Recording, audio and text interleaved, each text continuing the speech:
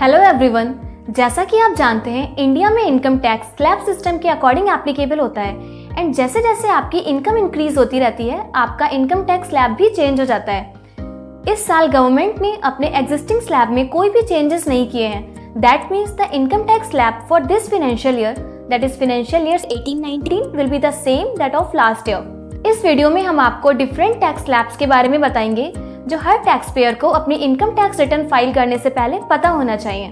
So basically there are three categories of individual taxpayers. First, individuals who are under the age of 60 years of age.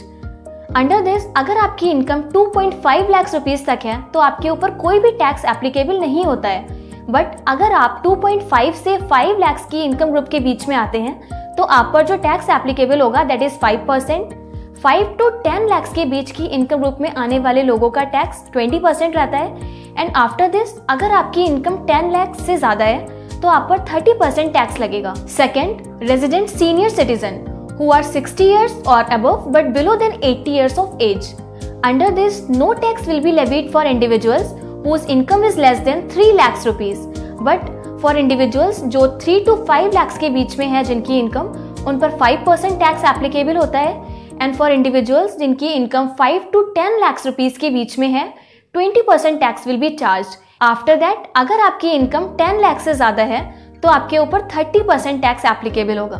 Third, resident super senior citizen who are 80 years of age or above. Under this 5 lakh तक की income group वाले लोगों पर कोई भी tax charge नहीं होता है। अगर आपकी इनकम 5 to 10 लाख है तो आपके ऊपर 20% टैक्स चार्ज होगा। एंड अगर आप 10 लाख से भी ज्यादा इनकम ग्रुप के अंदर आ रहे हैं तो आपके ऊपर जो टैक्स चार्ज होगा दैट विल बी 30%। याद रहे, income tax slab rate mails and females दोनों के लिए सेम ही रहेगा।